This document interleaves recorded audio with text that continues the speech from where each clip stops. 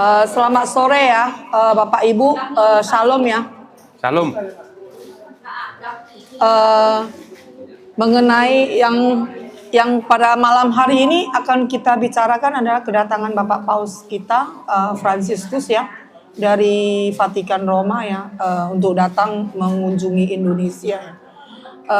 Untuk kali ini ya mungkin saya bukan mungkin lagi ya, sungguh sangat berbahagia dan bersyukur atas kedatangan beliau ya ke negara kita Indonesia. Semoga negara kita diberkati, dijauhkan dari segala malapetaka, mara bahaya dan bencana, karena ini adalah akhir zaman. Kita semuanya akan menyambut kedatangan Kristus untuk kedua kalinya. Di samping itu akan ada kedatangan Paus Bapak Suci kita Fransiskus ke Indonesia.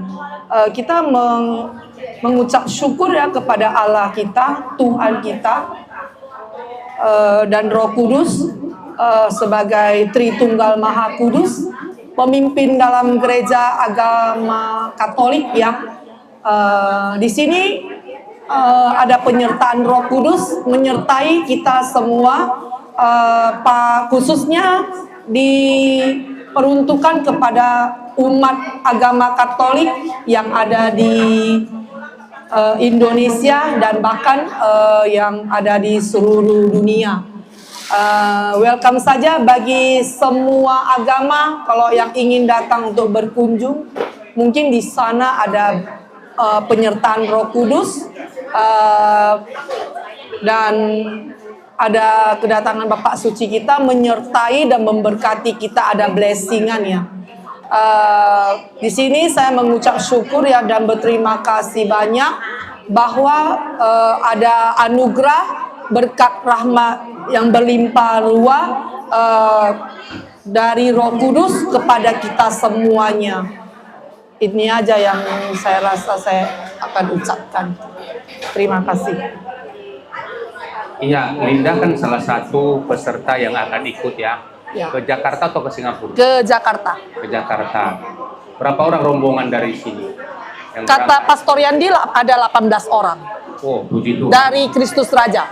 18 orang. Nah, apa aja persiapannya yang sudah disiapkan dari sekarang? Ya, berdoa aja. Berdoa. Semoga saya tiba sampai ke sana, sampai ke tempat tujuan. Marilah kita semua mengikuti ya, baik yang hadir di lapangan Gelora Stadion Bung Karno ataupun yang tidak, kita semuanya mengikuti live streaming. Semoga kita bisa diberkati semuanya, karena ada penyertaan Roh Kudus melalui Bapak Paus kita Fransiskus. Iya. Kemudian tanggal berapa berangkat ke sana? Saya berangkat tanggal 2 September. 2 September.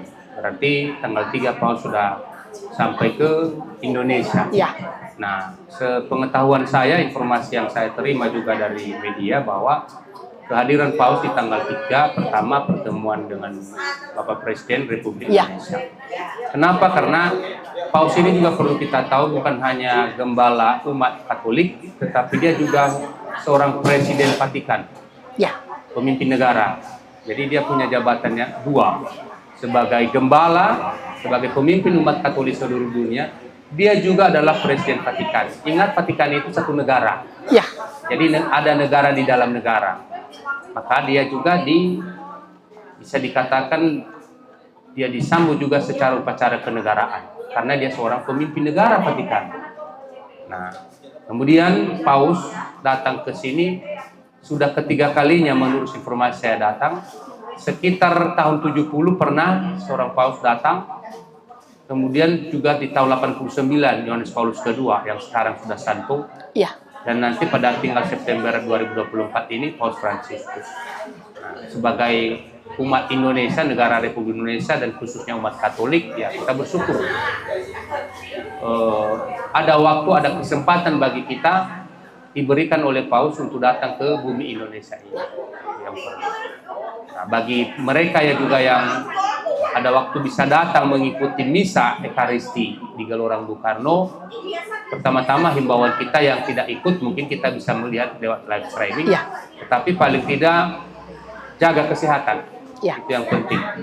Karena kalau tidak sehat, dengan keadaan puluhan ribu orang, bisa jutaan hadir di sana, butuh tenaga itu.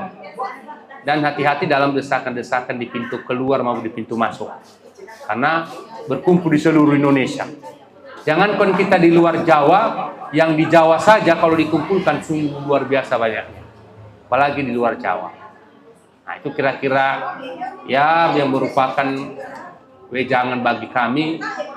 Selamatlah bisa sampai ke sana. Mudah-mudahan bisa bertemu dengan Paus Fransiskus secara langsung. Dan kita semua berdoa semoga kita mendapat berkah rahmat Allah, Tuhan dan Roh Kudus menyertai kita bersama Bapak Paus kita, Bapak Suci kita Fransiskus.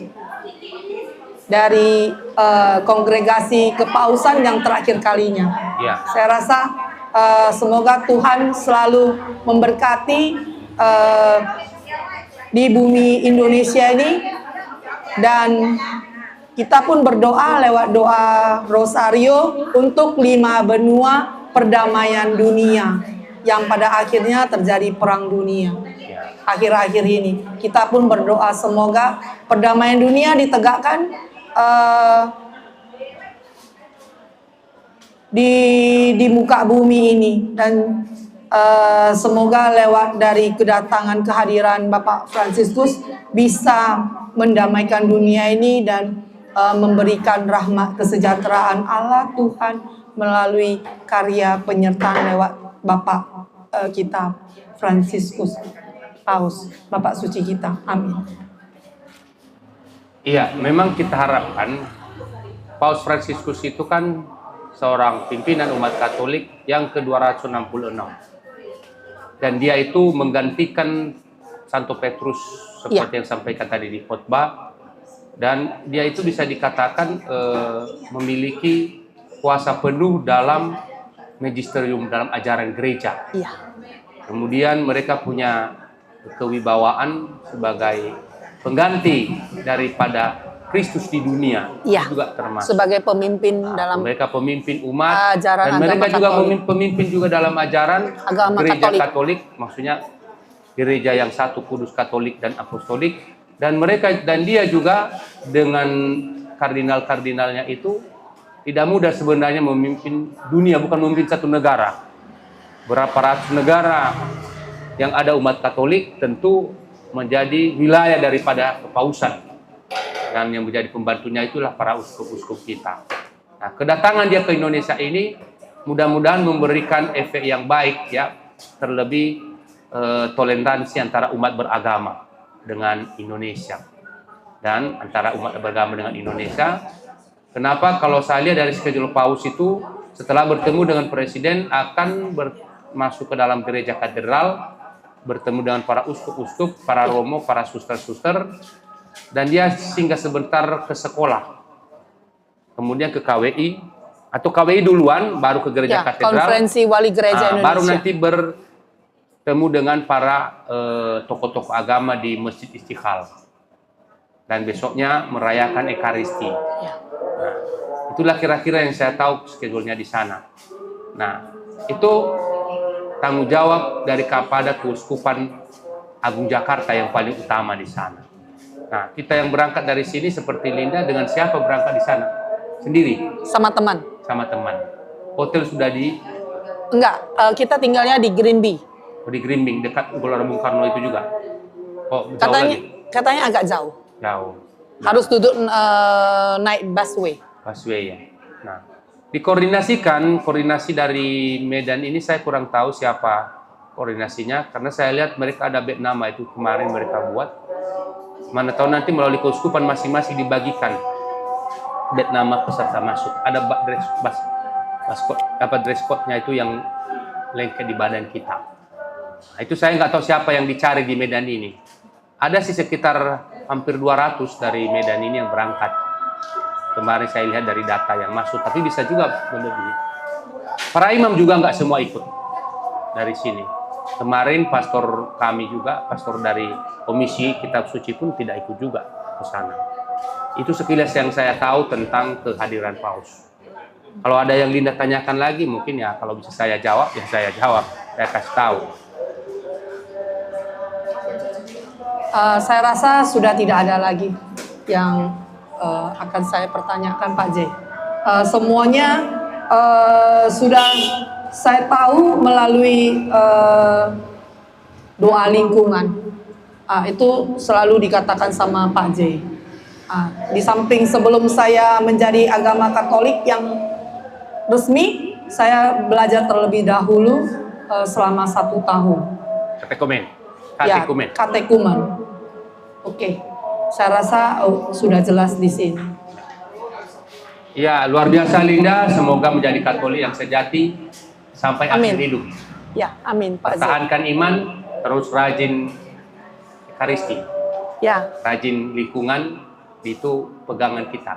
Dan Ya. hanya memang itu pegangan kita, persatuan kita dengan gereja. amin Pak J. Kalau kita bersatu dalam gereja, berarti otomatis kita bersatu dalam Kristus.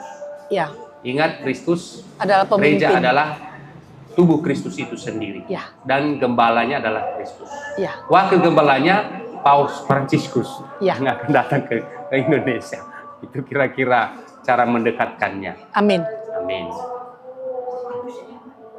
Terima kasih kepada pihak tim Komsos ya. Nah. Oh iya. Ya, kebetulan kami punya channel Katolik juga berbasis pewartaan, yaitu channel Roti Kecil.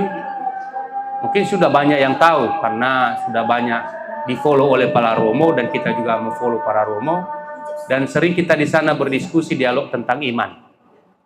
Dilihat aja di TikTok Roti Kecil, pasti setiap